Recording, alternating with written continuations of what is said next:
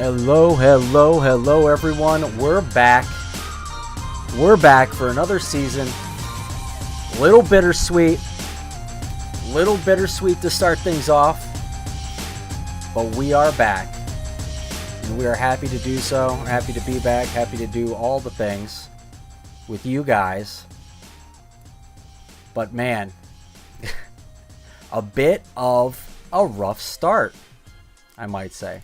But that's what? To be expected, some might also say. Was this really a surprise?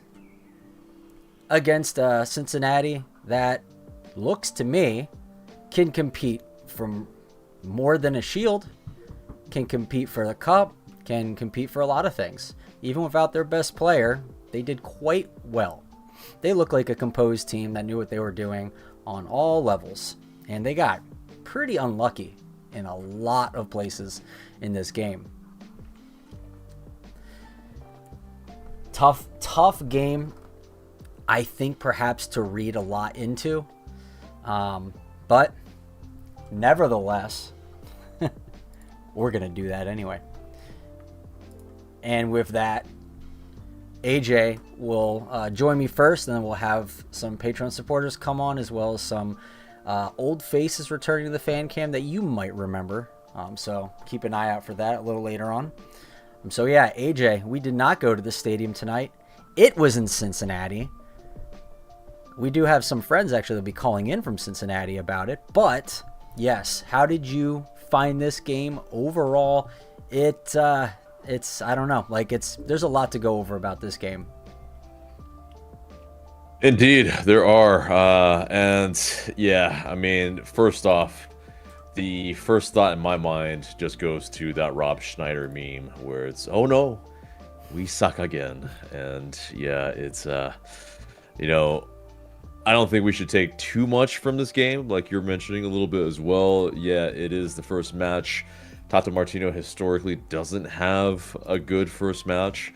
This is, oddly enough, not even our worst result in our first match under Tata Martino. We, of course, lost 4-0 to Houston Dynamo one year. So, yes, while we looked pretty bereft in attack, I think in defense, it was a lot more encouraging for most of the match. And with debuts for Baez, Jacob, for also Hoyos, I think they all looked fairly composed with what their task was. And with, Jacob pretty much playing as that number 6, and then us being linked with a rumored move for Matias Galarza Fonda, which looks like it could be imminent according to rumors. I mean, it seems like, okay, we have defensively some reinforcements, and it looks, I think, a lot safer, because the issues for our goals, I think, are a little bit more preventable than what was last year, but it doesn't mean that we were completely absolved of any of the real issues that still presided, I think, in this match, which, yeah, on the counter, we looked really, really bad.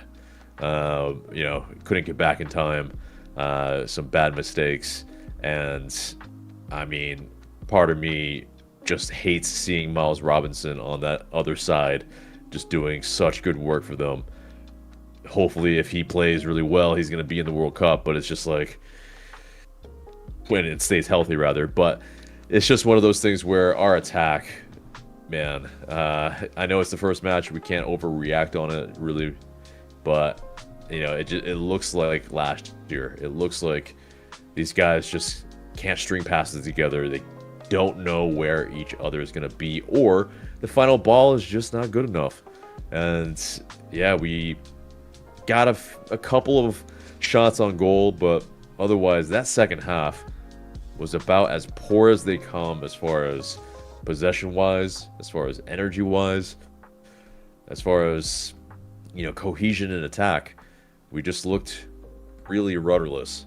And hopefully it's something that we can figure out. Hopefully it's not going to take, an entire season like last season. And I have more hope. Tata Martino, I think, can solve these issues.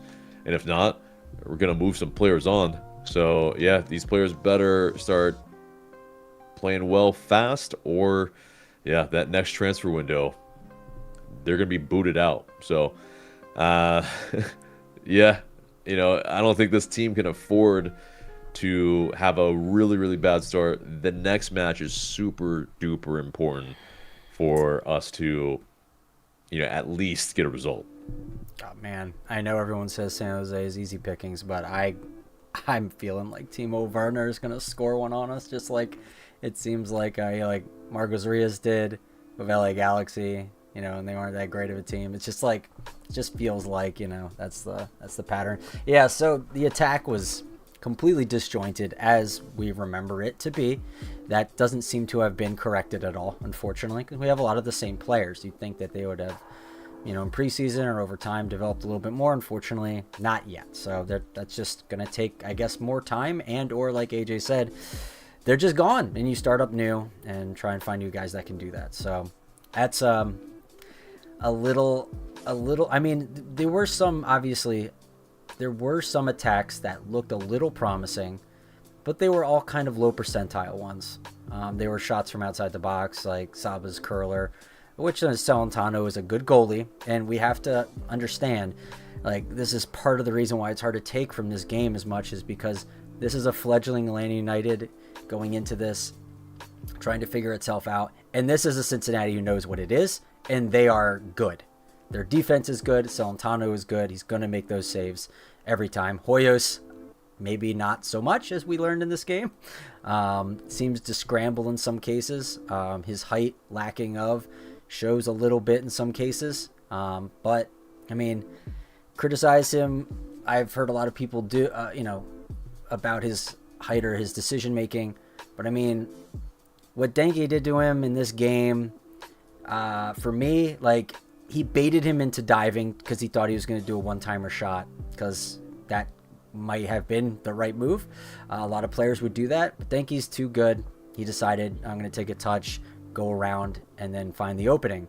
And at that point, Hoyos is on the ground. He's not going to be able to do anything. So he took the bait. And if Dengue did shot, going down there is probably the right decision. So it's tricky to, analyze that and say, oh, it's all Hoyos' fault there. What was he doing? Flopping on the ground. It's like, well, good strikers will make you do that.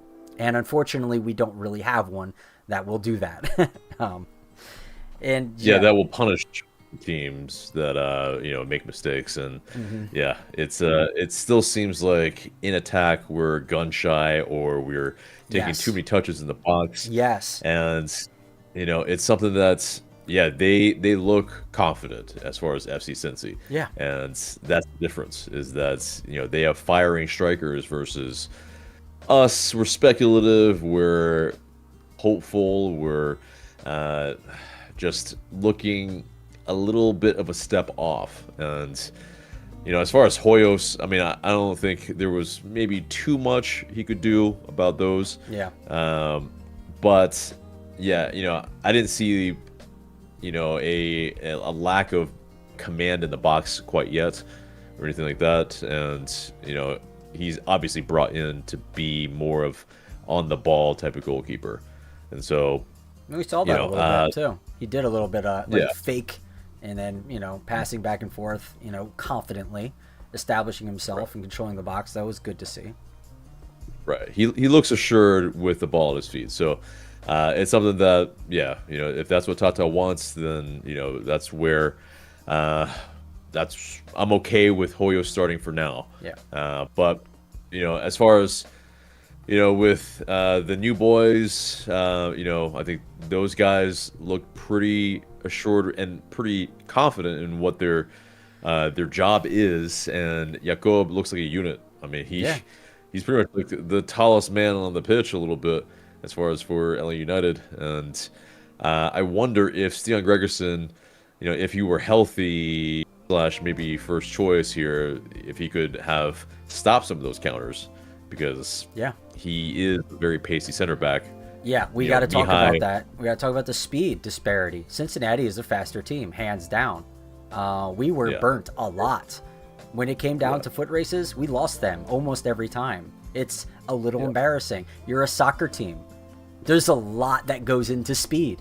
You need speed, you know? But apparently when we're just going to say, well, the ball should be the fastest player on the team, right? And then the passing is what's important. Yeah, I get it. But there's a lot of situations where we are in a bald sprint and just getting beat. And that is unacceptable. Well, yeah, I mean, I get it, but there also is a factor where they have some exceptional players that are very pacey.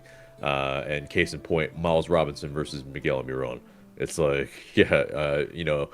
over 30 years old, Miguel Almiron versus in his prime, Miles Robinson. Yeah, I mean, he's much stronger than Miggy. It's just what it is. And, that battle obviously was very interesting going into the match. It's Miles Robinson. It's just he was the man of the match, in my opinion. I mean, he snuffed out everything that we could have as far as a good attack anyway. And but I think some of the positives here, Cooper Sanchez gets a start here, and I think he looked decently convincing in midfield, where yes, maybe there were a little bit of kind of petulant fouls a little bit here and there, but on the ball he looked like he was making the runs where maybe previous midfielders wouldn't have made. And I think I see why Tata Martino at least chose him for this match. I don't know if he's going to continue to choose him over Moranchuk. I think that's more of an injury / didn't really get a full preseason type of issue. And yeah, I mean, unfortunately though, Moranchuk coming on, I mean, he isn't really match fit. He didn't really do anything. Really see. Yeah. No one really did anything. Tristan looked like a regression. Tristan looked terrible. Every chance he was on the ball. I mean, he did create a couple of our best chances, and along with Ronald Hernandez as far as that, but not that they were fantastic. But yeah, he did help create them. So yeah, I mean, maybe I guess I forgot those, because every time I saw him touch the ball, it ended with him trying to dribble into traffic, losing it, or passing it to where no one was there, and just making a lot of boneheaded decisions. But I mean, before we get into the guests, there's one other thing I wanted to cover. What do you think about Juan Barracall and keeping his spot for next game? Well, I mean, I think it's still up for grabs. I don't know if he was fully convincing, but I'm he not almost lost us the game. I mean, in the beginning. I know. But he did make up for it at the end. But still, like, that is worrying, because if the other team scores that, game stating starts to happen, and there's no coming back. Exactly, and I think that's really where it is that our actually first choice center backs, we still don't know. Like, we still need to figure out who those guys are, and how they can keep us in the game, because that's the whole point. This is for them, they need to be able to cut out these mistakes, and especially very early on, so that we're not clawing our way back. And ultimately, I think we got lucky a number of times, and with the open net, with the shot off the post, it could have been buried earlier. Oh, really. A lot of people were saying it should have been like 3-4-0 this game. Right, exactly. But it's just something that hopefully we can absolutely learn from and build on and kind of figure it out. But something to add for you is if you have the Patreon 11 up and ready to go, we should definitely show it. I will try and figure that out while we're getting ready. Okay. All good. But we do have guests coming on with a new kit. There we go. All right, we figured out. Things are working as they should. Good. All right. Oh, beautiful. So yeah, all right. The new kit. Unlike Small Atlanta stripes. United. Yeah, unlike Atlanta United. Yeah, that's amazing. Amazing. I could put in a competent job, but apparently Atlanta United can't. I mean, that's harsh to say. But you know what I mean. All right.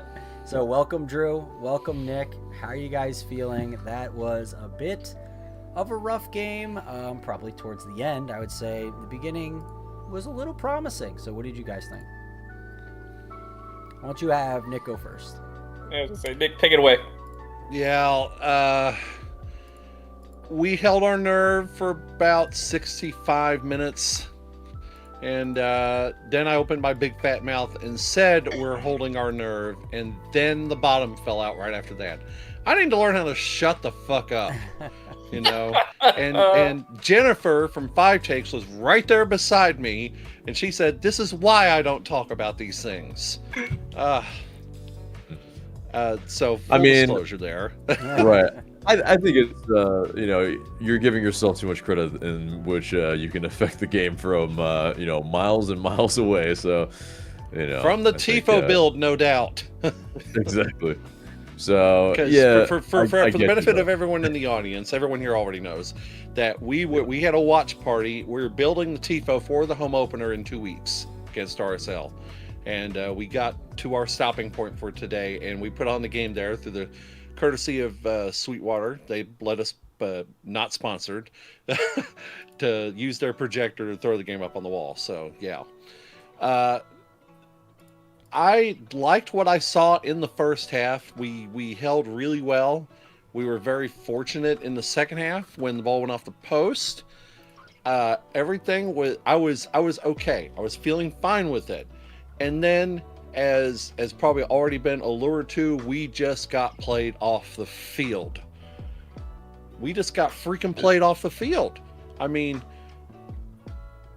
the X factor in all of this, we can't go talking about Miles Robinson, not talk about him, and just how he effectively was everywhere on that pitch in the last 20 to 25 minutes of the match. Why did we let him go? I mean, good Lord. That's an old discussion for another day.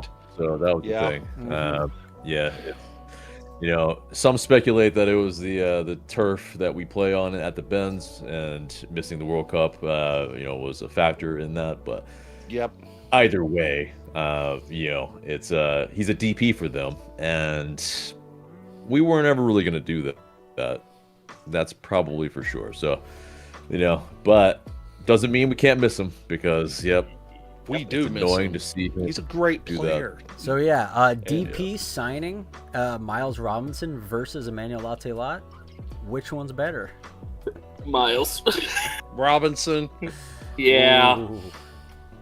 For now, that's now what you go with. Just because Miles, again, he just balled out today. He shut down every chance we had. He was in on every opportunity we had, shutting it down. And a bounce here or there, we could look at a little bit of more favorable scoreline, but the second half, we were dominated. They played us off the pitch, and I don't know if we have the right people on the field right now.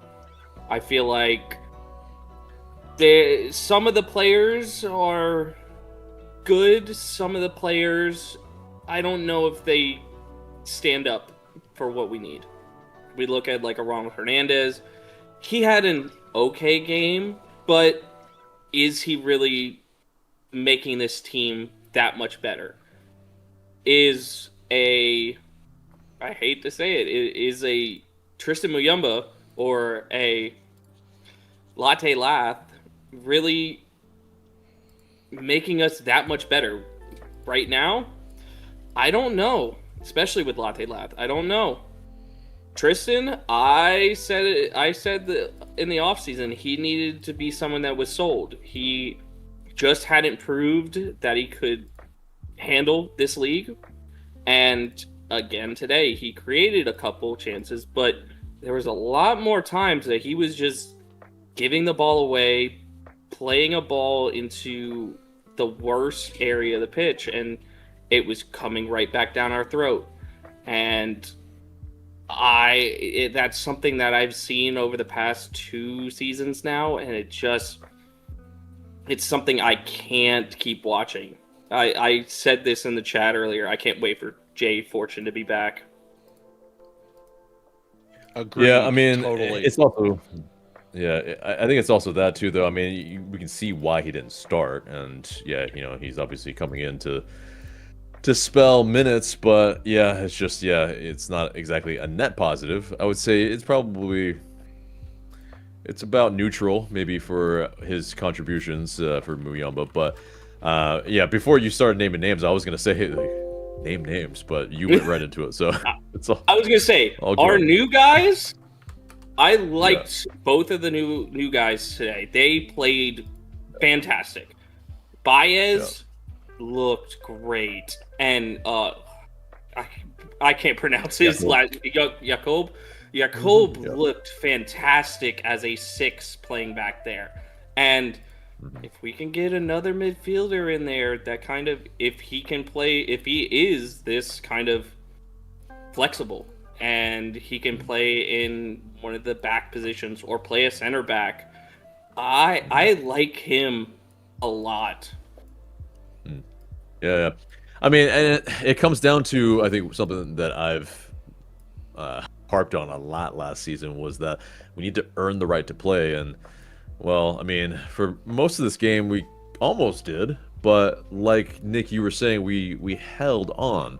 But it's just one of those things. Okay, yes, we're on the road. We, are against a Champions League side, but it's a Tata Martino side. We should try to be a little bit more assertive, try to be more of a protagonist. And yeah, unfortunately, like you're saying, that second half just bottom fell out. We looked second best to everything, and it's very frustrating, obviously. But the caveat here, again, this is not the worst opening match for Tata Martino in our history, so we'll take that, I guess. I will say there was at least 2 times, and you can go back and look at the Matchday chat on the Discord. I put in all caps, press forward. Press forward. Damn it, press forward. Yeah, they look like they ran out of gas, though, I think, and it's always something that I also harp on as well. What are we doing in preseason? Yeah. We This just never Cincy looked team ready looked for fit. the They looked up for it. season. Yeah, our team did just kind of ran out of gas, like you said. It was unfortunate to see. I don't want to say it wasn't down to like them not having heart or something. It seemed like the fight was there. It's just things just weren't connecting. They never seemed to give up, which is a good thing. And before the next part, let me just throw this up. So here's our Patreon starting 11. Thank you guys to Nick in the ATL, who is here right now. Drew, who's here as well. Gavin, Brett Rogers, Jeff Vanderland, and newest Colonel Ernst Rogers in goal, what we have tonight. All right, thank you guys for the support. Appreciate it. And so, yeah, that's what did you guys think about Hoyos? My time. Let me take this. I'm sorry.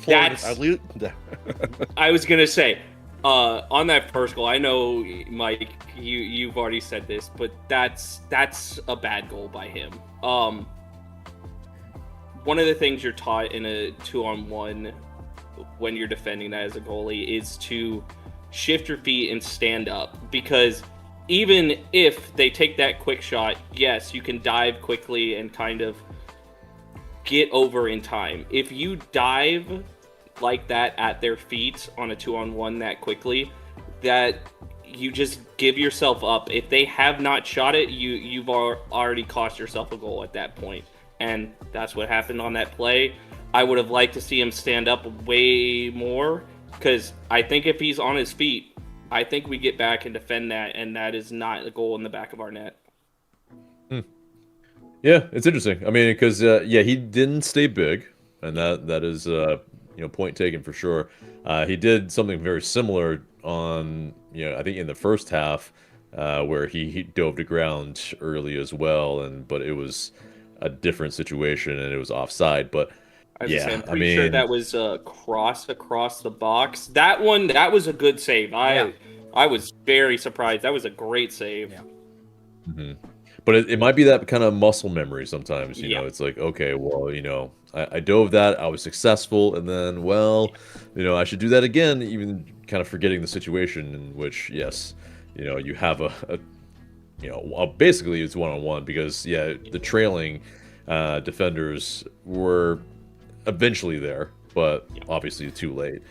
Maybe But Hoyos it's is just like, one of oh those. crap, they have players in MLS who can do that. They don't just panic and take a shot right off the bat. Yeah, I Yeah, mean, I know, and I think that's the difference as well as the Argentine league. Yeah, you probably don't have these like athletes that can just outright just destroy you for pace. And yeah, I think it's just, you know, he's not brought in, I think, to be a shot stopper like that. It's more so other attributes, but yeah. Yeah, I mean, as far as you know, the positives for some of the other players, because yes, Hoyos, Baez, Jacob, but also yeah, you know, Cooper Sanchez made a start for us as a homegrown. I mean, you know, youngest player ever to get an opening day start for us. I mean, any thoughts on the young homegrown? Anybody? Nick, go ahead and take that one away. I'm satisfied with the new pieces and the young talent. That they were positives for me in this match. Sanchez was really just, oh my, he was playing smart. He was playing exactly as he should, and I will say when he was subbed off, we were all applauding it at the watch party, you know, because he put in good minutes for a debut of a 17-year-old, you know. Yeah. I mean, who needs Glessis? Well, Glessis is good. He's in LA now, but he's going to be a good part of this team going forward.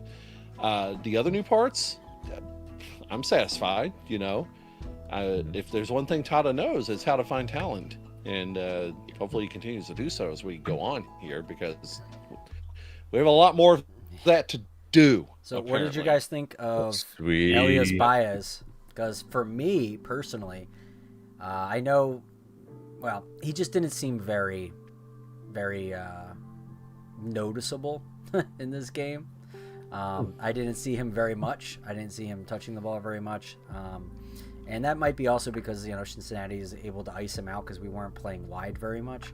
And this is something we talked about, at least in Nick's earlier this week, kind of his scouting the opposition episode, is that I was thinking that perhaps Tata would try and go down the middle and just out midfield their midfield, play through their midfield. And I was very nervous that would happen because I thought Cincinnati is an elite team in that regard and they would chew us up. And we did go down the middle. We did play a lot there, but we survived it for the most part. It became extremely chippy. Everyone is just kind of intercept, taking the ball from each other, balls bouncing around. There wasn't a lot of work on the sides for wingers and like wing backs and things like that from both teams. It was very much condensed in the middle, and maybe that was part of the game plan to stymie Cincinnati because they're so good in the middle. If we just clog it up, but that just means that our guys on the sides, not as much. And I did also remember, now that I think about it, it looked to me at least that Cincinnati really targeted Ronald Hernandez's side when they went down a lot. And that might have come down to scouting. As you do, yeah. But I was gonna say, yeah, Drew, go ahead.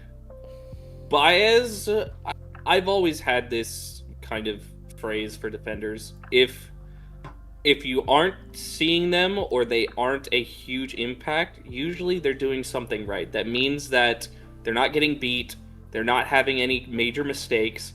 And that's what I saw from him today. Is he kept it simple. Yes, they tried to beat him with pace a lot down that side, and he matched up very well down on that side. And he played well defensively. I don't necessarily have too much of a problem with him on that goal. He just got beat for pace. They made a great pass down that side and kind of just beat him outright. But I don't necessarily have too much of an issue on that first goal. But throughout most of the game, he did his job. He defended well. Yes, I would have liked to see him have more touches on the ball, but you could see him later in the game starting to jump up a little bit more, trying to whip in some early crosses. I think there's more to give from him, and I'm looking forward to that from him. Yeah. I think he kept it more simple in this match where he was decisive with his defensive actions. And, you know, if there was a little bit of danger, he just kicked it out. And I think that was smart on this end, especially the first match. You know, just, kind of calm the nerves, make sure that he just boots it out if, it's close to any sort of, Cincy player. So I agree. I think there wasn't too much at fault.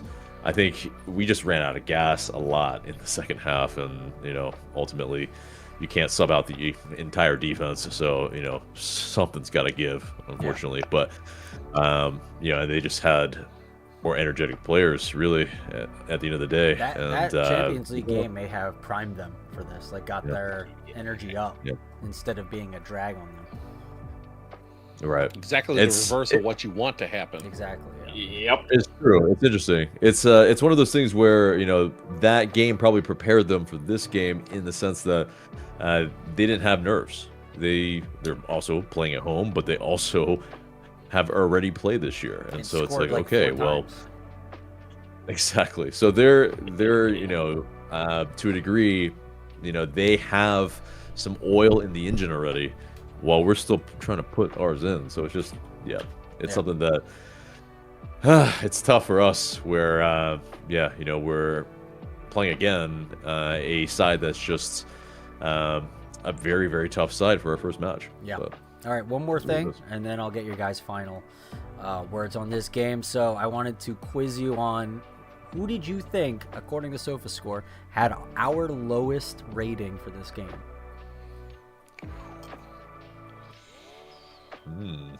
I always love these ratings. I think they're not always accurate and or good or helpful, but I think they're interesting. it can be if I had to take a stab at it, I'll take this first. Lolly Lath. Okay. That was my first. I'm gonna go I'm probably with. gonna be wrong. I'm gonna go with Miguel Almiron. Oh wow! Miguel Almiron was our highest rated player of the game. Okay, never mind.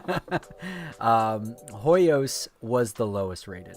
Oh, okay. Yeah, what? Oh, goodness. Goals. Well, that makes sense.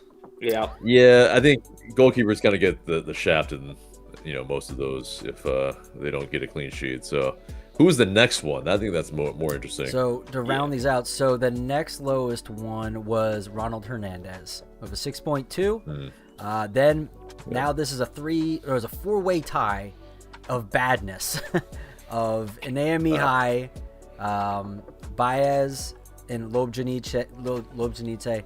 Now this is where I think SofaScore is a little funky. They also put Cooper Sanchez with a 6.4, which I don't necessarily agree with. So, and there's also context to him, so I wouldn't necessarily do that. Now, Jakob had a 7.1, like we all kind of thought he would have a good game, and he did. Latte at a 6.7. I think that's just from his chances that he had, but unfortunately did not score. And Alzate 6.8, and somehow Juan Baracol, again, the silliness of SofaScore, gave him a 6.8, which I'm not quite sure how he would come to that. So that's the SofaScore kind of look at this game. Right. There's a comment on our I think on our social media here, and it's quite funny in some senses because here we go. Yeah, it talks about Jakob, and it's if I can find it quickly. Maybe this needs to be a recurring segment on the show. So if you guys want to have your comment read, make sure it's ridiculous and put it on the post-game post. Right. Okay. I won't say who it is because I won't give him the light of day like that. But Jakob, they said Jakob sucked. LOL. We must have watched two different games, and we need to sell Latte while we can. He's dog shit. Looking like another season of great first 20 minutes, then fall apart. We need real defenders than to play people in their positions. But what do I know? I've only played for 26 years and overseas. So, okay, he's not entirely wrong, but Jakob, yeah. You know, it's like 7.1 in a game that we lost 2-0. Yeah. I'm sorry, guy. You're really wrong. That doesn't match the eye test absolutely- either. I thought he had Yeah. some very good interventions. I don't remember him doing any obvious boneheaded moves. No. You know, he seemed Yeah, he got a yellow athletic, card. young. But that's to be expected at his position. Like, it's expected what he has to do, especially when you're playing against a team like this. You know, it was an incredibly chippy game. I was surprised there wasn't a red card, honestly. So I think that part actually suited us more in this match. I think we really needed to actually continue that, because when Cincy are in free flow and we saw what they were doing, it's just, it was tough. They were tough to contend with. And so, yeah, I think we needed to make it more stop-start. I think we needed to show a little bit more of the dark arts and kind of keep ourselves in the game, because we weren't doing it in possession in the second half. And so we needed to figure out how to get back into the match somehow. But I also want to see in the future, because right now it's way too early for all that, but as far as, you know, that set piece where we had the indirect free kick, like, that's just really poor. But obviously, you know, we haven't gotten ourselves there to practicing those yet. We're still trying to figure out how to be fluid in attack in the run of play. So yeah, that's first off, I think the biggest issue, and then we'll get to set pieces. yeah. All right. Nick, how about your final thoughts, and then we'll go to Drew. I'll give my final thoughts in a moment, but I've got a quote from Tomas Jakob in post game here. This is a courtesy of Sidney Hunt of Scarves and Spikes on his Blue Sky. He says, asked him on his debut and how it compares to other leagues he's played in, he says, quote, "I think it's one of the most competitive leagues that I've ever played in. I think the level is very high. I think there's good players. It's a league with a lot of transitions, so you have to adapt," end quote. Mm-hmm. Yeah, I mean, he's not gonna shit on the league in the game that he just lost, but yes, I agree with him that it is a tough league, and definitely a lot different from the Argentine and Liga MX. But yeah, you know, I think the humility is good from him. That's a good sign, for sure. All right, my final thoughts. Yes, do it. Something better was there. It wasn't as horrible as last season, where we would just fall completely over and it would just get worse than this. We all were there. We knew it. We knew what it was. I mean, did they give completely up? No, they didn't. Did they stay in there to the end? Yes, they did. I mean, obviously, there's still a lot of improvement that needs to happen, and this is just match one. So everybody out there, if you're thinking of jumping off a cliff, please step back, calm the hell down. It's just match one, okay? That's true. There's a lot. Yeah. No, Drew, don't, Drew, don't. I saw that. But yeah, we're gonna be fine. We're gonna be just fine. I yield the balance of my time to Drew. I'll say this wasn't a bad game. Honestly, I liked defensively how we played. I think there's something to build on there. I think there's a foundation that we can work with our back line and our defense. And in attack, that's going to be the biggest thing. That's going to be the biggest thing to improve on. If we can finally get this attack actually flowing, if we can find the right mix with players and everything like that, then we can kind of start improving and start making something good out of this season. All right, well said. All right, well, if that's it, then thank you guys for showing and joining us for the season debut episode, the post-game live stream. Hopefully it'll be a little bit better next time. I feel like I say that all the time, but it is what it is right now. I will say to everyone, we play San Jose next week. They play Sporting Kansas City, an equally bad side tonight. It'll be interesting to see how that match the result of that for what we face next week on the road again. Yep, and stay tuned for the for Nick's opposition analysis on that. That will come out later this week. So, and he will definitely watch that game and analyze it for you guys. Yep. All right. Well, thank you guys. We're talking about Nick 17, not Nick and ATL. Correct. Yeah. I'm not giving you extra work. Nicks in the fan base. I'm not giving you extra Other work. Nick. Right. Not tonight. All right. Take Pleasure, care, boys. guys. Bye. See ya. All right. All right, let's read a little bit of the chat. Yeah. Yeah. I wonder why that's happening. That's fun.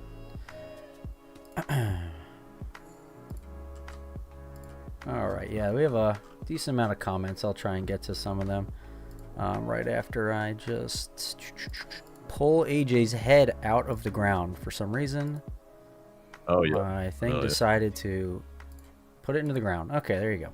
You're back. I'm sure that will goof things up later. All right, so let's look at some of these chats while we're waiting.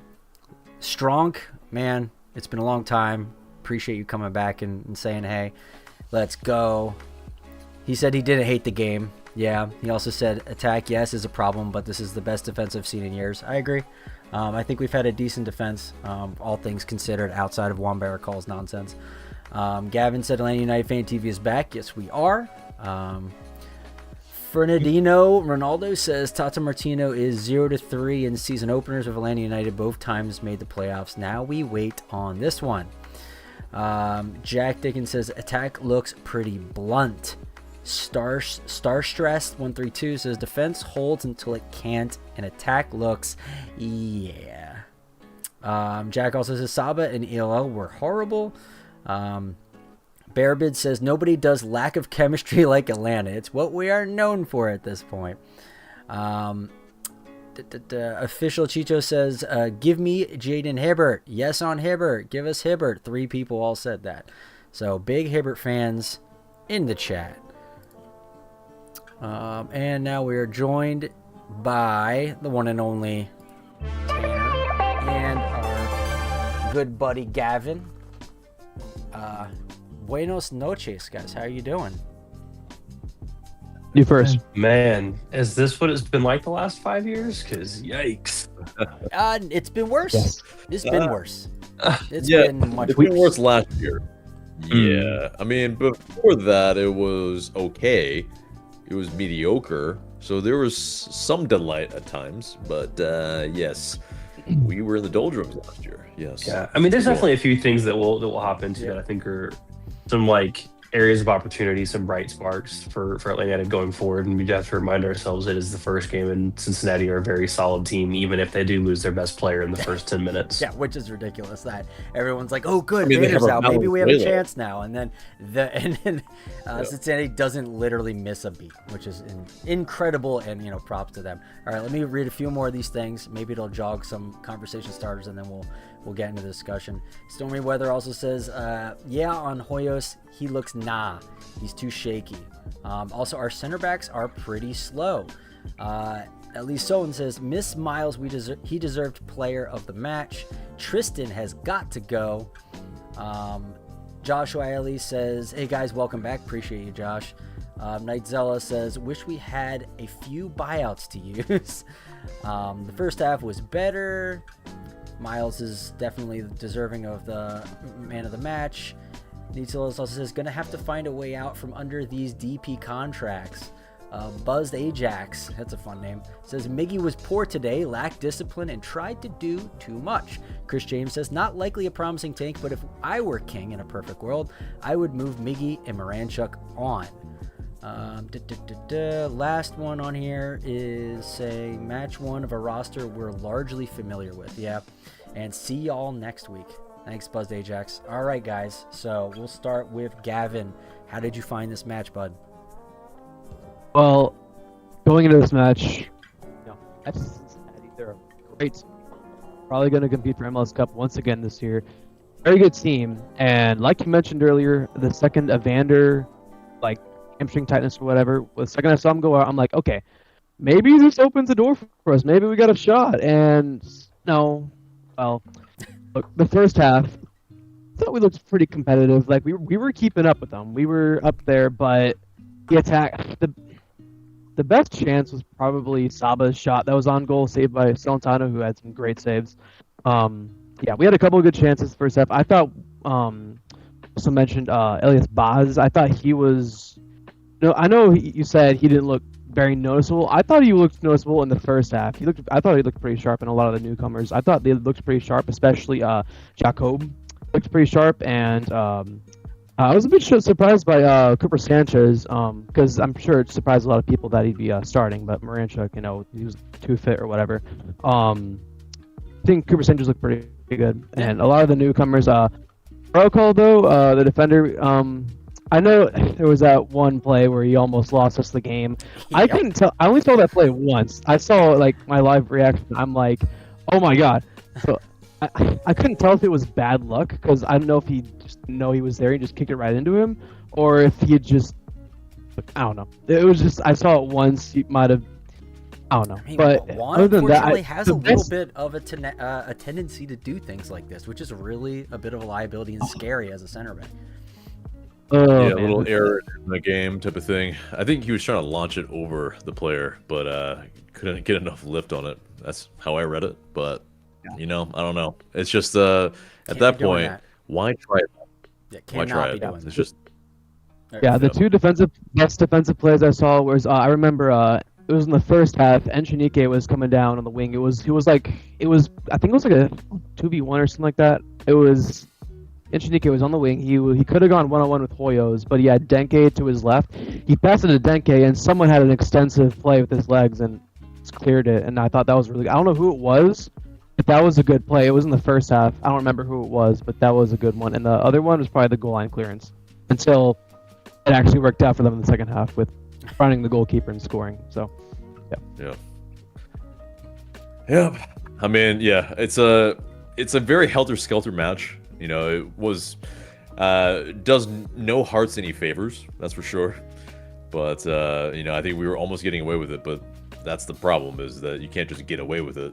You actually have to put some punches in, get some blows in, and yeah, we just didn't do anything in attack in the second half. I thought we were going to be the Tanner, protagonist, AJ.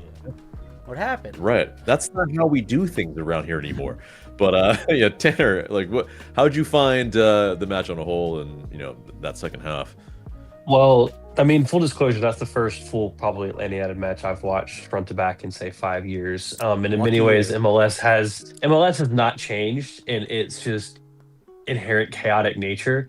And it's funny when you go from watching Premier League in the morning to watching MLS in the evening, because the things that you just kind of take for granted at certain levels you just can't see here. I think Cincinnati are definitely a better team, and even though they were down their best playmaker, they're still much further forward in terms of where that project is relative to Atlanta United. So they're still going to have a lot of chemistry, which I thought you could tell was lacking on Atlanta United's part. There were a few chances early on. That first 20 minutes, there was some promise here and there. You can tell that Tata wants to play a transition game. The problem is that those transitions were not in sync at all, and we struggled to pass, string 2 or 3 passes together at times. And it felt like most of the time the chances when they did come were more on accident almost than they were created on purpose. Defensively, I thought Atlanta was fine for the most part. Significantly worse after the subs came on. Miyumbu, not very good. The idea was that he would come on and sit deeper, and Maranchuk would push further forward, and neither of them really were able to get involved in either of those two roles once they got on. Again, I think there's if you can figure out how to make those transitions work, which is going to be Tata's job, there is the attacking talent there. However, that being said, having not watched all of last season, was Miguel Almiron ever Premier League level fast? Because he looks like bang average MLS player right now in terms of his decision making and how he was actually executing some passes in certain situations. He was really adding much to the side.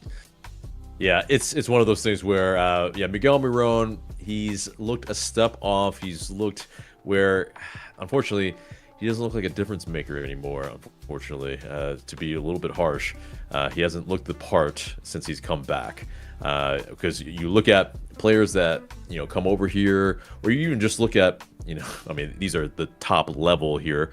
Evander, even Valenzuela, the guy who came on for him later, looked more decisive. Yes. And put in some more dangerous balls.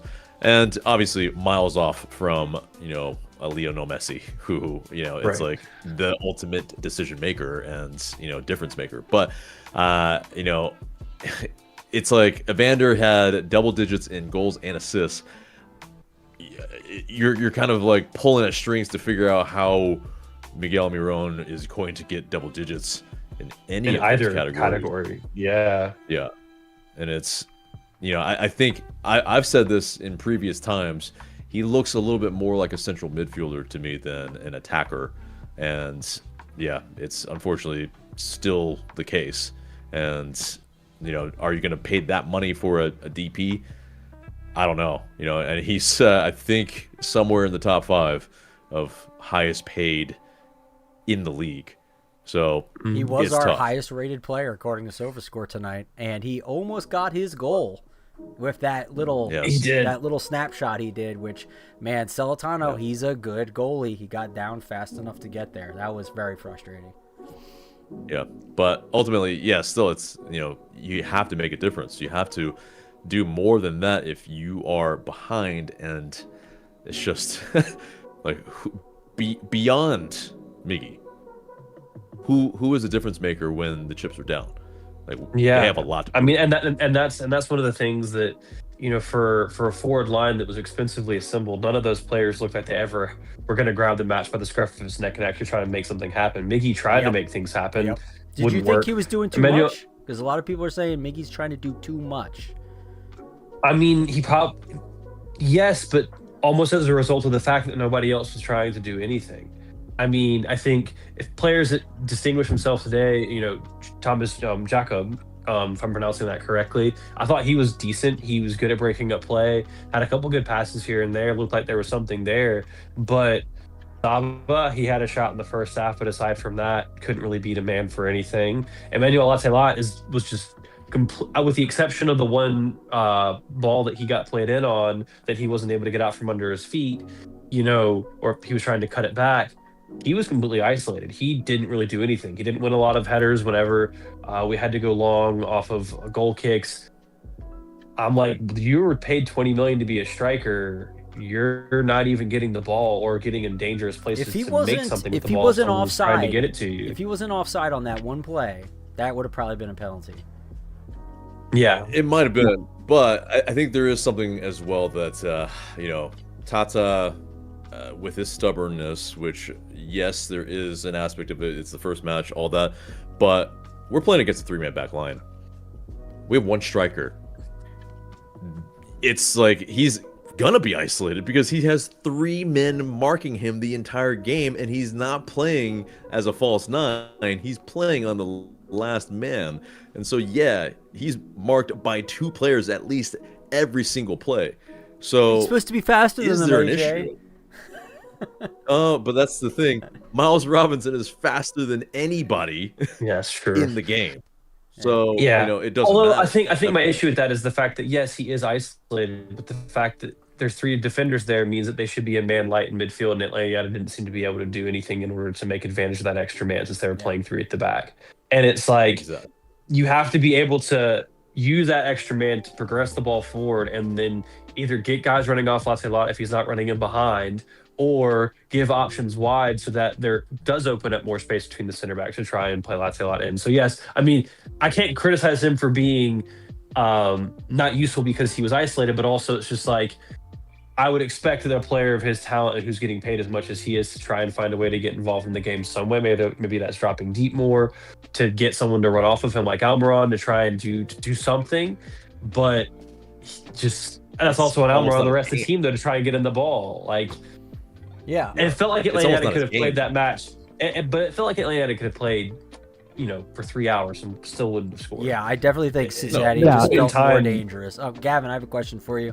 When I was watching this game, I felt like whenever we were in the attack close to the box, in and around that area, we look like we would just look every time someone would get the ball, they would be like, they'd look down and try and control it, and every step they would take in that time period, like right before you get it, as you get it, is I'm thinking about who am I going to pass this to next. It's never I'm going to actually set up for a shot or get something ready for a shot. It's like these guys are afraid to try and be clinical. Gavin, what would you say about that? Yeah, I don't think everyone's on the same page yet. I saw it with Cooper Sanchez, I saw it with Miggy, I saw it with quite a few other players. This is closer to when we're about like closer to goal. And yeah, I think it's more of a, like we saw this last year as well, but I still think it's gonna take time to fix that issue, because it's game one. Not everyone, the newcomers like Thomas Jacob, Cooper Sanchez. I don't think Cooper. I know he played in Leagues Cup last year, but I don't recall him. I don't know, because I actually stopped watching it late night after like the Montreal away game last year. No one's gonna blame you. Yeah, I stopped watching after that, but I don't know if Cooper Sanchez started any other game except for Leagues Cup. But again, my point is, they just got to get used to playing with each other more. It's match week 1, but you still hate to see that because the chances are there, and you just hate to see them like in that position with the ball. They're right there. It's a play that you probably faced multiple times in your career playing soccer/football, and it just sucks to see that. And yeah, no. It was like lacking killer instinct, man, and that frustrates the heck out of me because we saw that a lot. The thing is, it's deja vu. Yeah, it's deja vu. Honestly, we're seeing a lot of the same thing we're seeing last season. Tanner, you may not realize this, but we've seen this before. Talate left on an isolated island, like not on the same page with everyone else. Miguel Almiron, too sharp, but he's one of the few players who will actually try to make something out of nothing. Like that shot that he got off that Celentano got down to. Like we saw that with Miggy last year, but it wasn't enough, and he was one of the few players that was for trying. And Latte Loth, it's just I'm extremely disappointed in what I've seen from him thus far. Oh. Yep. Yeah.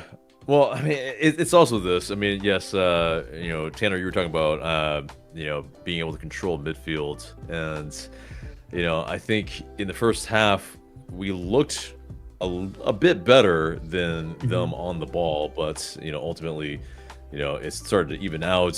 Valenzuela, a competent number 10, it seems like, is able to figure those things out, and yeah, we just can't seem to figure out how to connect those lines. And case in point is Latte Lat. He's not that type of striker that can actually bring others into the game. And that's where, again, that's why he's on an island, because we would pump it long, he wouldn't win those balls. And then if he got anywhere close to it, it's not like he can bring in others. And where there's also not other players that are close enough to him to actually get onto the ball as well. It's just, yeah, I mean, there's a lot of disjointedness, and it's just like symptomatic of, unfortunately, a lot of PTSD that I think we're all feeling, because it is that.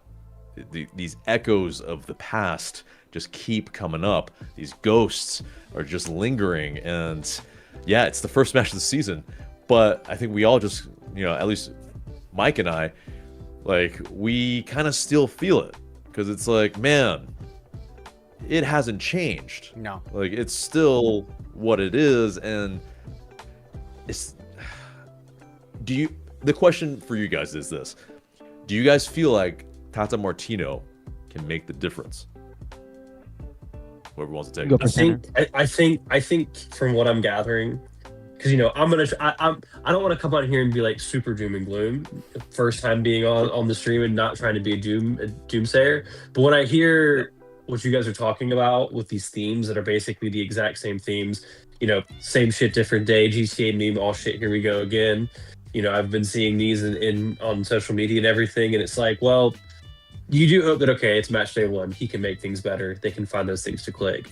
But I think how I'm looking at it, if I'm being brutally honest, it comes back to a point that's been an issue for even since before I stopped watching the first time, and that's squad construction. Because it's like, if you're going to try and play in this manner, then Latte Lot can't be your striker. Like, you don't have a player that fits your system. You're trying to play this really expensive player in a system where he's not seeing any of the ball. And okay, yes, maybe things do get better and he gets a little bit more transition heavy, so he's getting able to run into space. Even so, that's a very one-dimensional team that you're hoping to build towards having just one dimension that's even slightly effective. And to put that all on Tata and MLS with the constraints that you have, that's a very difficult challenge. So I don't know if he can fix it. You know, you have to give him the benefit of the doubt to see if he can. But Atlanta United might have to take a look at how they've constructed this roster, and come the summertime and post-World Cup, maybe they'll have to make some decisions about how this team looks and the players they have filling these roles to get the best out of the players they do think should be here that they want to build out around. Yeah. And obviously with the caveat that it is the first match, and you know this is I feel probably like said an that so many overreaction. times. But yeah, it bears repeating. And again, it bears repeating. I don't want to like doom and gloom and say it's all cooked, but it's just like, if the themes that y'all are seeing that are repeating already in match week 1 continue to repeat and do not get better, and we don't see a step in a forward direction where it's like, okay, we do see some semblance of progress being made. And at the same time, it is essentially rock bottom. I mean, Atlanta almost finished dead last season, right? Yeah. So like, I say it can't get worse. Insert Mick McCarthy meme. It can, but like at the same time, at some point, they have to start making some forward progress, because it's MLS. There's going to be other poor teams out there. So like, you're really racing to the bottom to try and like be that bad consecutively. There's surely enough talent in this team that Tata can find something, but he'll have to be a bit more pragmatic. And if he sticks to being stubborn, well, I know something about managers that tend to be stubborn and stick to one way of playing, even if it doesn't suit the squad they have. And plot twist, it doesn't turn out well. Yeah. So let me we'll piggyback a little bit off what you're talking about. I like this midfield conversation. It's interesting. I'm looking at kind of a player heat map in terms of like their average positions in this game, us versus them. They, like you guys were talking about, vacated the midfield a little bit more than we did. They had 3 guys on average around the middle circle. We had like 5. And we were kind of having like an even fight there. So we had the numbers advantage, and it seemed like in the first half, at least, in the second half it was different, but in the first half, we definitely seemed like we were really scrapping it out with them, and very chippy and everything. Balls bouncing every which way, interceptions galore. And I mean, this is also an elite midfield in Cincinnati. That's what they're known for. Every time we try and play down the middle with them, they would always chew us up. We were able to stymie them this time, but it cost us basically the ability to go wide. We just like never did it. So I don't know if that was Tata's idea. If this is their strength, we just throw a wrench in it maybe and it stops them. It worked for most of the game. And this is against one of the best teams to do it. So, I mean, there could be some positivity in that. Like, tactically, we can line up a team to figure out how to stop a good team. And if we get lucky enough, we can keep them off the score sheet. We just weren't all that lucky all the way this game. So it's a little bit of positivity potentially. Right. I think that first half is where, yes, Tata, I think, was getting slightly better than, Pat Noonan's side. But the issue is that, we were figured out. At halftime, that talk obviously helped Cincy way more than us. Yeah. And they figured it out. Basically, they needed to hit us over the top. Because how many of those balls were, just pumped behind our defense, and we couldn't deal with it. They're faster. Didn't have the pace. Yeah, just exactly. Yeah. Exactly. And so they knew, okay, if we don't win that ball, we can at least win that second ball. And if we don't win that, if we at least keep it in their half, if this is like Cincy talking, well then, we can at least be on the ball a lot more in that half. And then at that point, like, that's what happened in the second half, where like we couldn't get our foot on the ball. And it was that, like, they were playing the wide balls more. They just bypassed their midfield. Yeah, you can have the numbers in midfield all you want, but if they just bypass you, it doesn't matter at all. Mm-hmm. So it's just like, they figured it out. We didn't. And then we couldn't figure out how to get any couple of passes together at all. And I think this is where, okay, again, it is first match. Tata Martino like knows more about football than the rest of us combined, but it was very slow to react, because it was just like, okay, like 60, 70 minutes, it's the same thing. And you have a Stian Gregerson on your bench. He maybe doesn't know him as well, but he's a guy that can figure out how to stop those counterattacks or stop the ball over the top, because he's got the pace to be able to handle it. He's our Miles Robinson, just way more injured. So it's just like, he doesn't know his roster enough yet, maybe, and maybe he wasn't match fit, because, you know, I don't know why we would play this center back pairing, honestly, if Gregerson's actually healthy. Fit. Yeah. Hmm. Interestingly, I think one interesting thing. One more thing, go Tanner, ahead. before you jump in. I just need to say, this is kind of blows my mind a bit. According to SofaScore, looking at just the statistics in this game, most of the statistics that are being recorded are pretty even for Atlanta and Cincinnati in this game. The one that's not, expected goals. Expected goals was massive for Cincinnati, 2.25, and ours was 0.3. According to this. So, I mean, obviously it fluctuates between what Apple says and what other things say. Yeah. But the general gist is they blew us out of the water with, they were just clinical, and they took the ball to the right places and got shots off, and were clinical about it, where we just didn't get to the right places, didn't get shots off, and we're not clinical about it. I mean, They I'd also be had an willing to open bet net, that XG, though. Yeah, I was going to say, I bet that XG is probably highly reflected by a few like really key chances that probably overinflate that relative to what they did. Because I mean, they had what, maybe 4 or 5 chances all game that were a half chance or more. Atlanta never had a full chance. It was just half chances at Yeah, best. they had 3 So- big chances, 10 total shots. We had 0 big chances, and they had 8 shots. Yeah, so that, I mean, that's about right there. And you know, they're a good enough team with good enough players up top that if they're allowed to create that many chances, they're going to take at least one of them.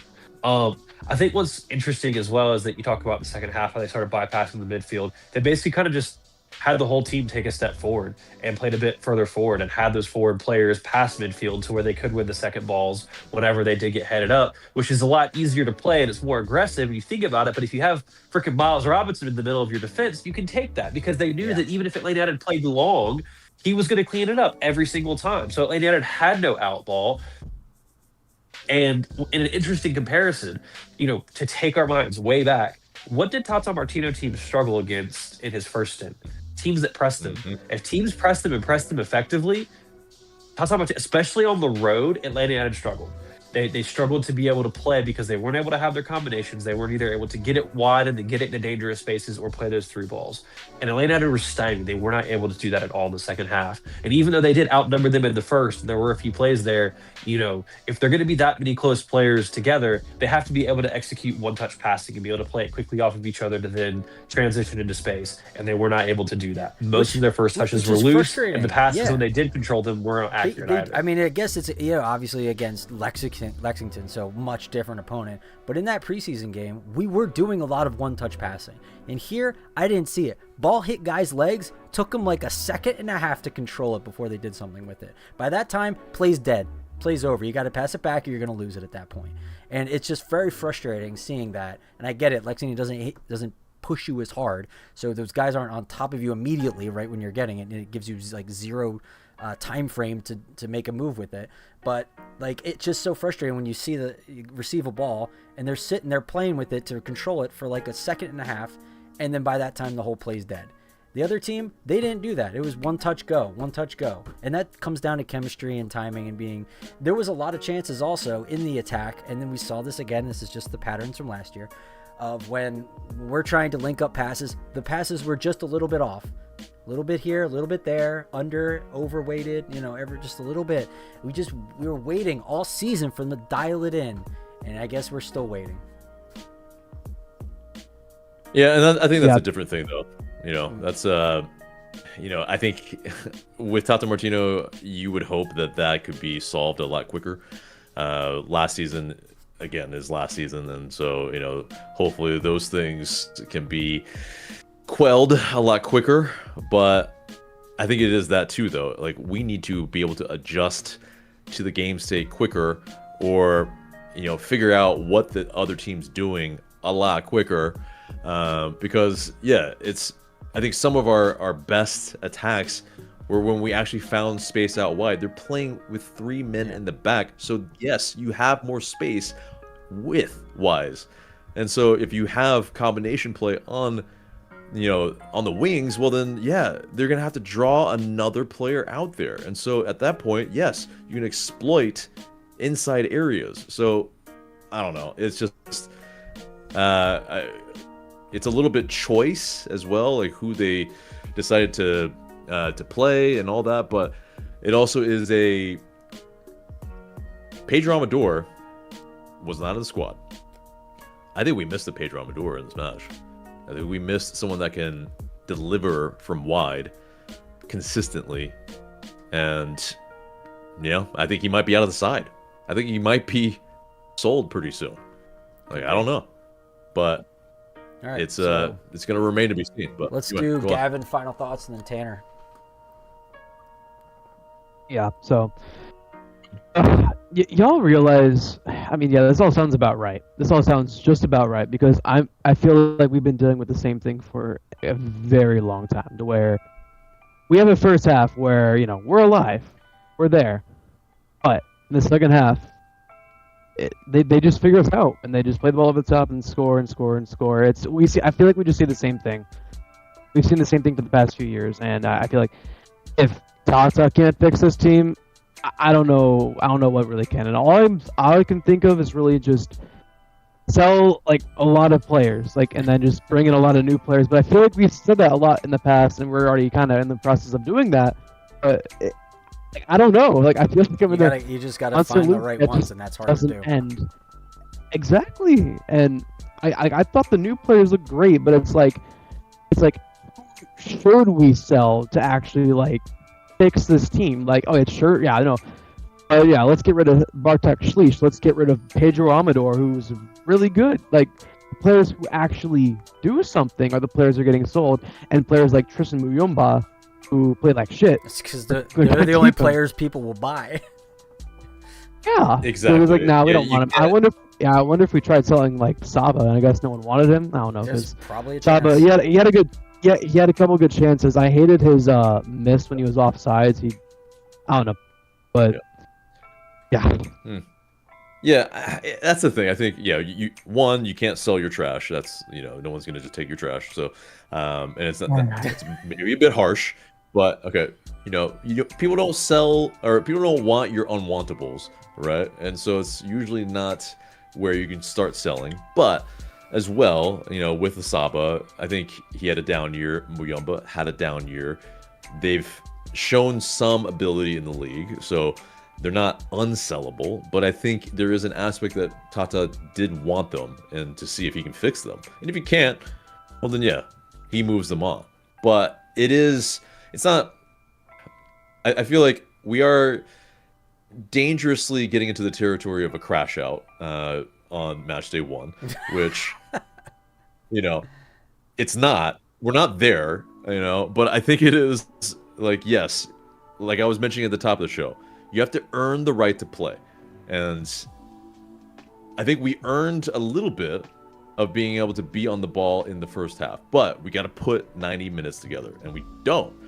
And ultimately, if that defense can figure it out for 90 minutes to be able to be resolute for the entire game, it puts us in a lot better of a position when we sell on a couple players that are not contributing to the attack, and then we bring in some guys that Tata actually wants.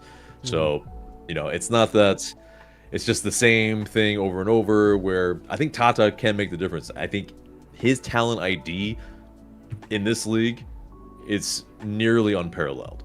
I mean, it's just like he knows how to get those kind of bargain buys where no one else is thinking about these type of players, except for maybe after we think of them, maybe, after we're linked with them.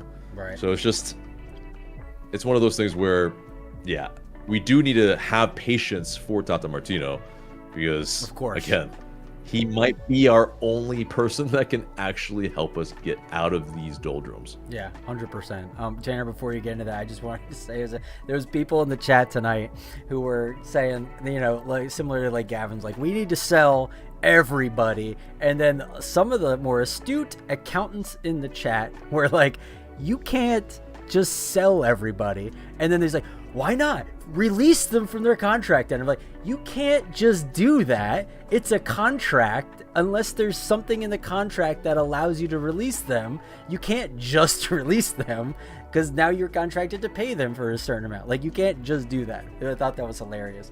Anyway, Tanner, what are your final thoughts? It's a match week 1. I mean, against a good Cincinnati team, best player out or not, they're still a really good team. They'll still compete for Supporters Shield. They'll still be a threat in the playoffs. So take everything with a grain of salt. I think, again, they're starting from as low as they possibly can. So truly, it can only be forward progress. I think that will take time. I'm curious to see how Tata balances inside going forward. One of the most important aspects of Atlanta United when they won the MLS Cup first time around, at that time they were playing a 3 at the back most of the time, and you had Julian Gressel at wing back with excellent delivery from out wide, and then you would have Greg Garza who would either over or underlap and get further forward and give you some more width on the opposite.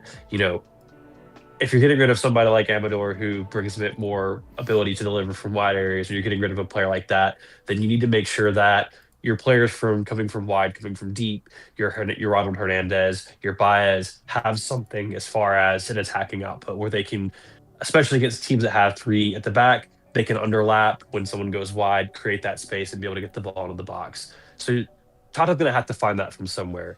You're going to have the players that you're paying the most money start figuring out how to be on the same page with each other. Because end of the day, if they can't figure out how to make that work, then you will have to change the team in the summer. And I think that, like, giving the team until the summer is a pretty fair thing as far as being patient. That's half the season, yes, but there's going to be a long break for the World Cup, so there'll be plenty of time to change the roster, if that has to be the case. But let's see some things happen. I mean, I think Tata's clearly set out how he wants the team to play defensively. Sometimes he will press high up. They like winning the ball in the middle and trying to start those fast transitions. When they do beat the press and we drop off, it was very clear we were defending in 4-4-2 or 4-4-1-1 with Miguel a bit more behind Latte La. So you can see those simple things that they're trying to do. Let's see if they can build on that and continue to go forward. And if the attack can create something, you can get by with the defense that I saw today. Yeah. Because if you're attacking, I don't think you'll concede as many, and it'll put pressure on the other team as well. So a little bit of improvement, and I think you can start seeing some results. But again, that was one of the best teams in the league today. It's game 1. They're still not very good. Let's see where it goes from here. Sounds good. Yeah, it's going to take time. I think we'll see a better squad throughout the year. And I'd say, look, I don't think we're going to win MLS Cup this year, but I think we could see a different Atlanta United. Like, we could start to set a different tone in the way this team looks, and that could become a trend starting next season, I feel like, and we could make a push next year. So I think, again, like I said, it's going to take time, and I'm not panicking. Obviously, I hate this. Just seeing the way we played, reminding me of last year, it does not give me hope at all. But knowing Tata, knowing how we don't start good at all and then end up having a good season with them, it's like that gives me hope. So I think it is going to take time. We are going to only get better from here. Indeed. Yeah. Pleasure, boys. Thank you so much. Have a great rest of the night. Take care. Thanks, y'all. You as well. See ya next time. Yeah. All right, we're gonna have one more. We have Nick coming in from Cincinnati. He went to the game tonight, so he'll give us his report from down at the pitch. No, he's not on the pitch right now. He's still just sitting there. The lights are off. It's all dark. He's just like, I'm by myself. No, he's back. I think. Can't find me. Yeah. There's 5 security guards here, but he just turns into he takes up residence there like a Phantom of the Opera thing. He just haunts the place. Right. Just comes down from the rafters. grabs the hot dog. Yeah, we're just making an entire lore about Nick right now. So, Oh boy, do I need to be concerned about this? No, you can just watch it later. Right. No, It's you fine. should. And yeah, we'll That's have funny. we'll have you stick on tonight for. We're gonna have you on the wheel tonight, Nick. So you're gonna join us on the wheel of misfortune. So everyone stick around a little bit after. For that, it's going to make its triumphant return, and we're gonna see some new interesting slices on there that our patrons helped to pick out. Yeah, it's gonna be good. Hopefully, it won't land on me. Now that's 3 people, so it's less of a chance. All right, Nick. I have 17 minutes till Bucky's. All So right, there so we let's go. let's get in quick here. Let's do like a 5-minute takes on how you how you got this game. Sure. So, my dad is here too. He's got a headphone in so he can hear us too, just so you know. So I couldn't take all his entertainment away Welcome, from him while he's Nick's driving. dad. But we're driving home from Atlanta or to Atlanta from Cincinnati right now. Our game day experience was very good. Probably one of the best ones we've had, I'd say. You walk around just the area around the stadium. The fans were super friendly. We went to multiple of the soccer bars, sports bar kind of things they have. We went to ones that would be defined as maybe a little more plastic, one that are maybe more like your brew houses and places like that with scars on the windows and cheap drinks and all that. That was fun. We watched some Premier League there this morning. And then we went to a more German themed one where people gathered before the game and the march went by there later after we had already gone in. But TQL is very nice. I would not want a soccer specific stadium like that for us. I'm happy with what we have. However, I like going to them. It's a nice change of pace. I would not give up what we have for anything like that. The game, I think, I'm sure you guys have touched on a lot of it. We've been in and out. We did a little bit of you guys, did a little bit of the full-time report. So I don't know what's been covered and what hasn't. But I'll say that I've never been less mad about a 2-0 loss in my entire life, to be completely frank. I'm not going to be mad about it because Cincinnati is the team in the Eastern Conference with the most points over the last 4 seasons. And I remember Mike and I talking about on the playbook this week, a couple days ago, like, hey, if we don't go there and beat ourselves, I'm not going to be mad about it no matter what the score is. So I'm going to stick to my word on that one. I think when you watch the way the team played in the first half, like, we did not create enough. Most teams don't play with a back 3 and have Miles Robinson standing in the middle of it with Matt Miazga not even being there. To have that level of defense and to go against that in your first game of the season, I think for the midfield to look the way that it did is very positive. I think for the younger guys, Baez, your Jacob, to look the way they did, I think is very positive. And there are things we can take from this where I'm like, yeah, that's going to look good in 2 weeks, or that's going to look good in 2 months, or maybe by the end of the year, this is going to look really good. Okay. I think by the second half, by the time the subs came on, you could tell that they were maybe missing that last preseason game in Dallas. We were talking about that in the stands with the fans there. And maybe 270 minutes wasn't enough, but we've kind of been over the whole preseason stuff. Maybe we don't need to do that again. And if we're going to lose 2-0, I'm glad it took till the 80th minute. It wasn't from minute 45 to 60. And I remember I poked you in Discord. We were like, hey, we got through minute 45 to 60 because we definitely talked about that on the playbook too. So, if you're going to lose 2-0 on opening day to a team that has been way better than you the last 4 years, I guess that's how I want you to do it. But overall mostly positive for me. I'm not going to belabor some of the negative things, but what do you guys think? Yeah, I want to put in real quick before you get into it, AJ. I just looked at the momentum index that SofaScore has for the game, and another worrying pattern that we've seen in the past is that Cincinnati came out hot in the second half and had the entire momentum basically from then to the rest of the game. Now, I could understand them taking over in the 60th minute when we really start to run out of gas. But that reprieve at halftime, maybe we're getting tired towards the end of the first half, but that reprieve at halftime, get your legs back under you, you shouldn't be coming out cold like we have many, many times in the past. So that's another worrying pattern that we've seen from last season. Hopefully that's an easy one for Tata to knock out, because that's just motivation. That's just get out there and fight like you did in the beginning of the game where we had almost all the momentum in the first half of the first half. We had all the momentum. Yeah. Something to watch. That's interesting about the field tilt because, it does and sometimes, well, I don't know if it accounts for them out tacticking. What's the term here? Basically, being better at tactics than us in the second half. Yeah. Which, you know, I think was the case. And yeah, I don't think it was a lack of, you know, motivation or energy to start the half.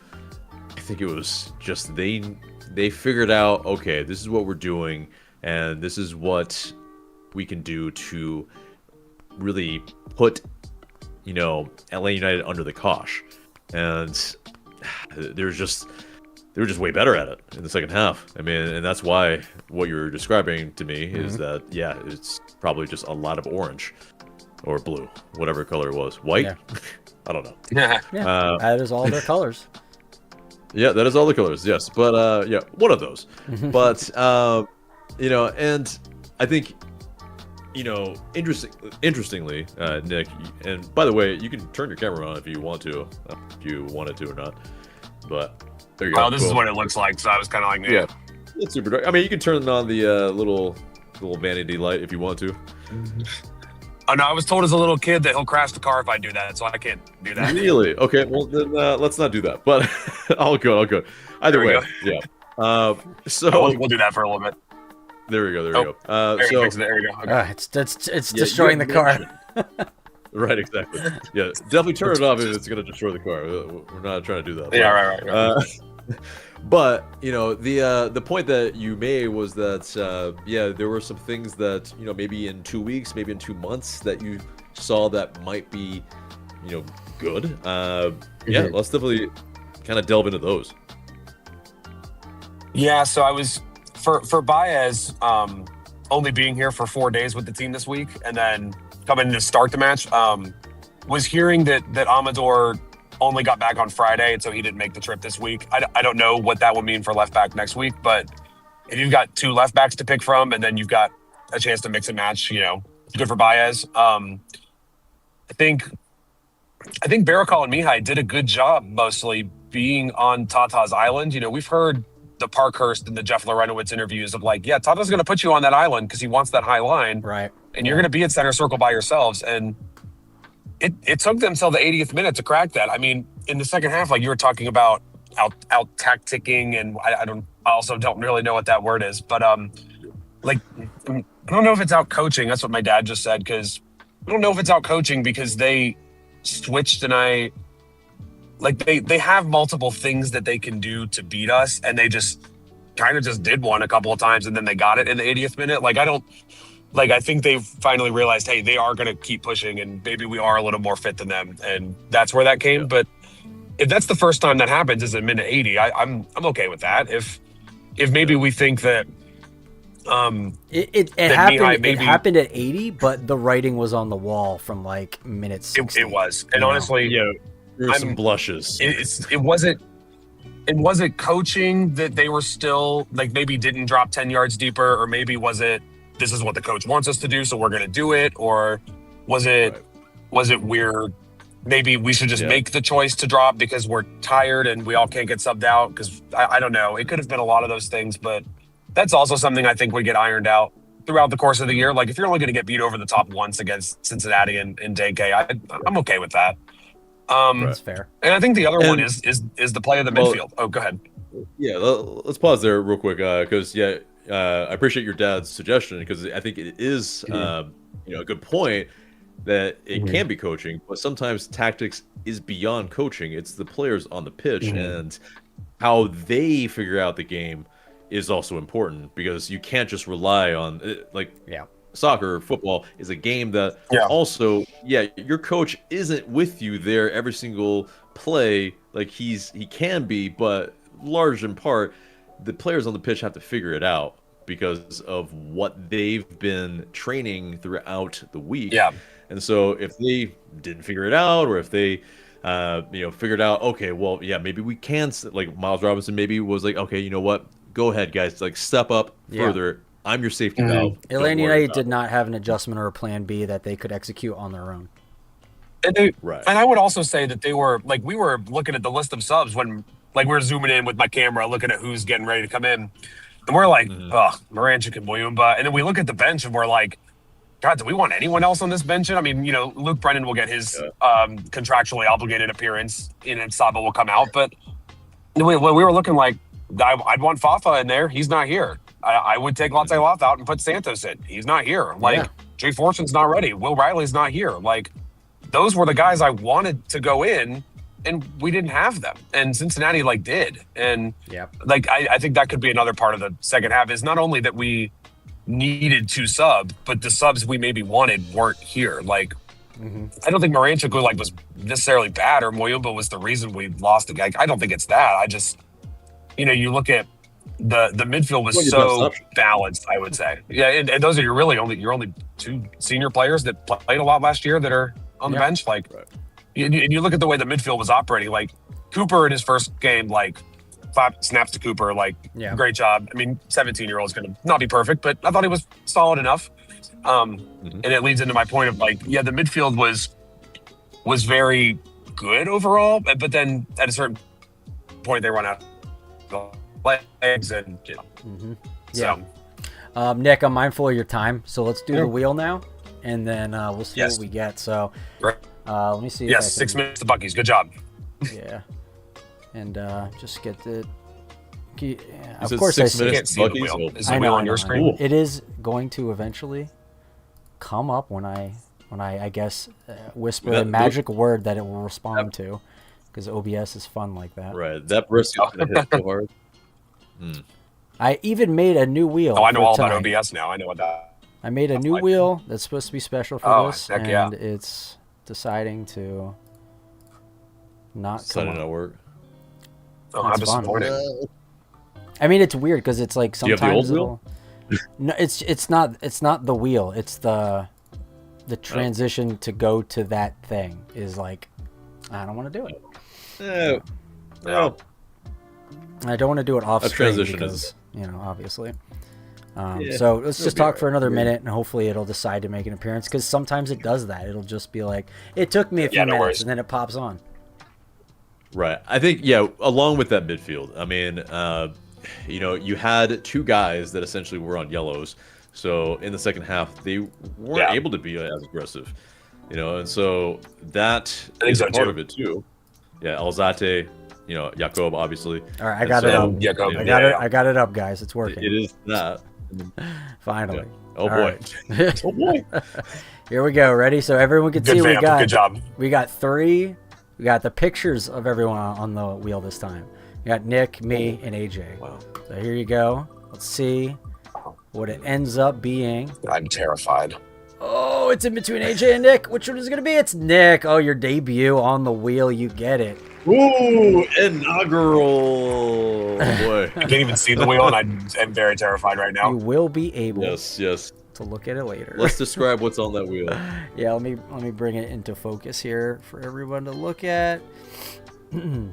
So we're going to have Spicy Challenge, Random Object Comparison. Yoda Voice for 5 minutes makes a return because it was not used last season. Fake Sponsor Ad Read, and new one voted on by the Patreons, which is Commentary in ASMR for I think we had it for 2 minutes, but we might put that to 5. I think that should be 5 minutes. If Yoda Voice is 5 minutes, we're going to do that. It will be just you speaking in your best ASMR impersonation. So if you don't know what that is, you can go look it up. And we'll see what that might be. So maybe we'll see if it gets that. I'm going to move these so these ads don't show up as obnoxious. Just prolonging the spin. Yeah, I am. Well, now that I tried to fix it. Even more terrified that I can't see the spin. Yeah, right. All right, you going to work for me this time? Come on. There we are. It's back again. This is such a temperamental thing. I don't know why it does that.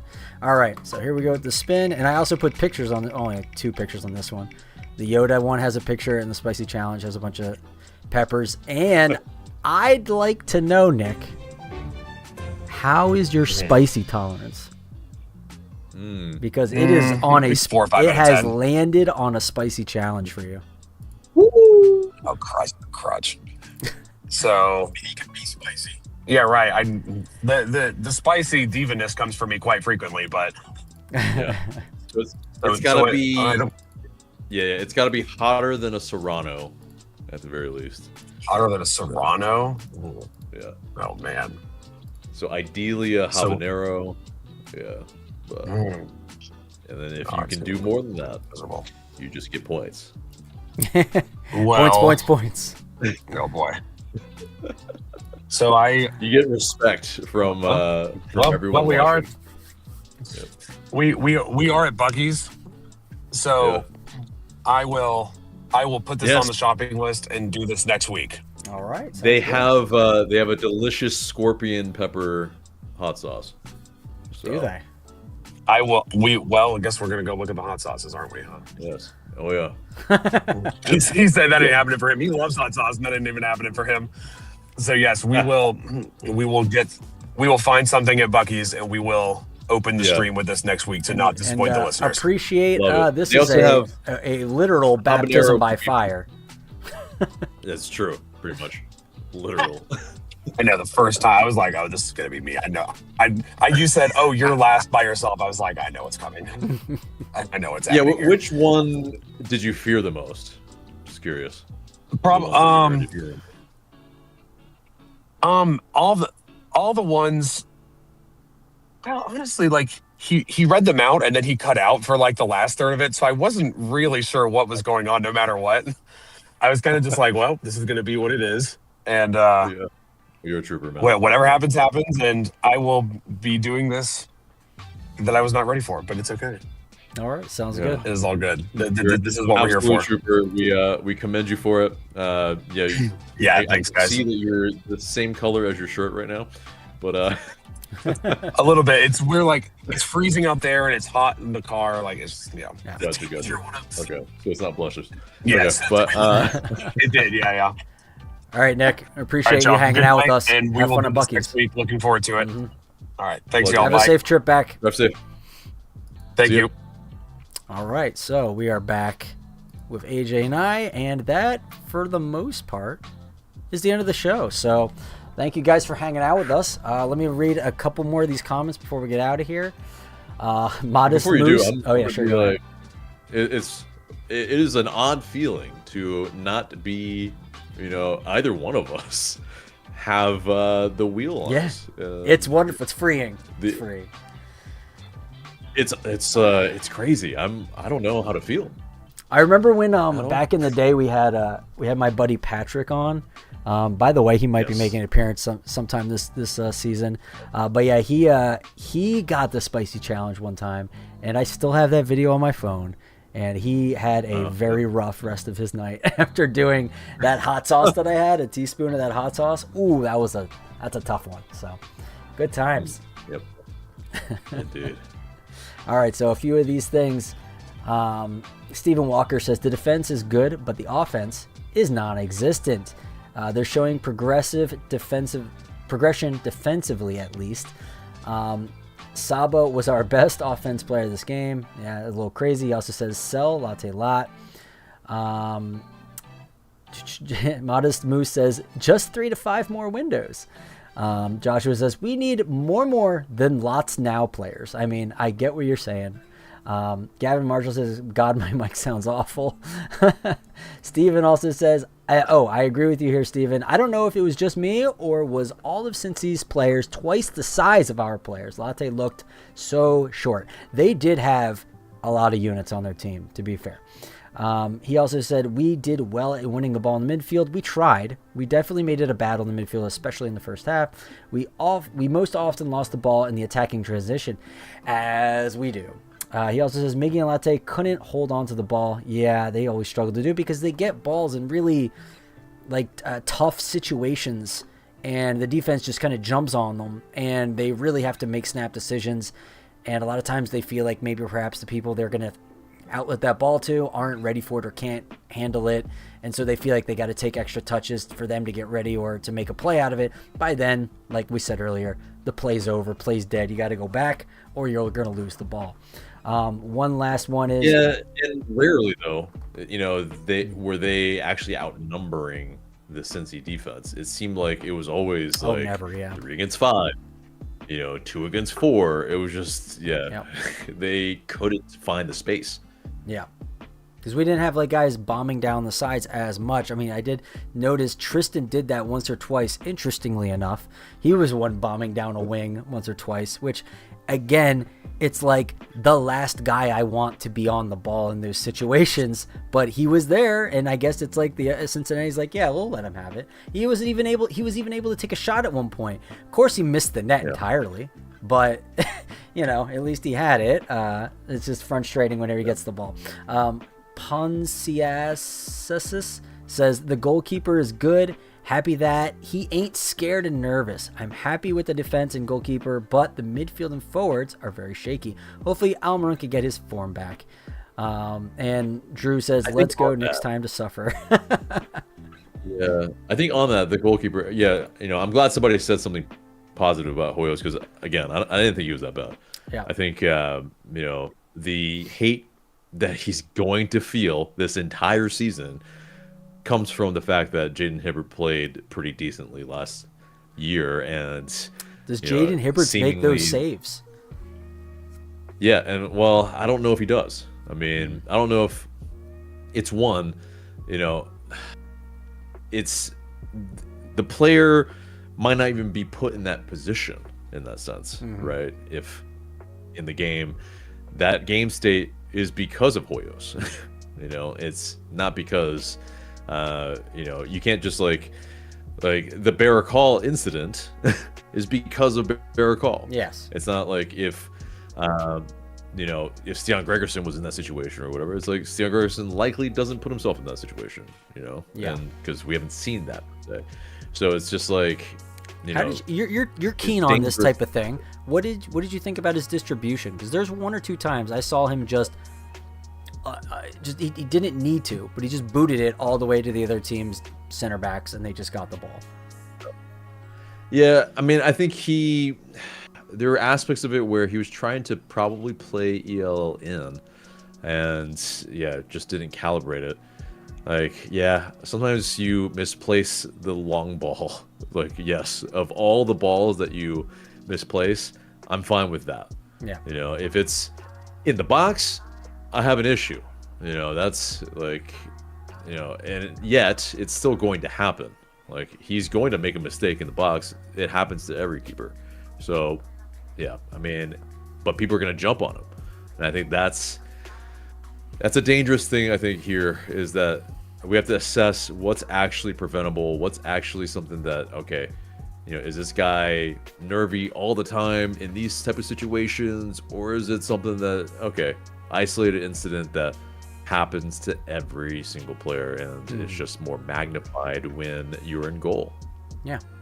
And to his credit, he did make some good saves, even though technically on the Sofa score sheet, he is credited with none of them. Even though, I mean, I would say he had 2 interventions that I thought were pretty good. But yeah, technically, I guess they're not saves because they weren't technically shots on goal. So, right. But I thought he did all right. All right, so that's basically it. No more questions in the chat. Thank you for everyone who was hanging out with us tonight. There was a good amount of people here earlier. We were up to around 30 people watching. We're down to 22 now. We're still at around 9 o'clock, so that's not bad. We get to call it a little early tonight, AJ. Oh, wow. Did we go over 2 hours? I feel like we did or something. This was at 90 minutes. No, 100 minutes, so we're getting there. 90 minutes. Yet. Okay, that's perfect. Yeah. Okay. Yeah. Let's not get there. But so yes, let's call it a night. Everyone, thank you so much for hanging out for Matchday 1. We had some positive thoughts. We had some negative thoughts. We had everything in between. But yes, we appreciate you all for joining us as always. For Michael, I'm AJ. Thank you guys so much for watching. Remember to like, share, comment, and subscribe. We will see you in the next video. Good night. Peace.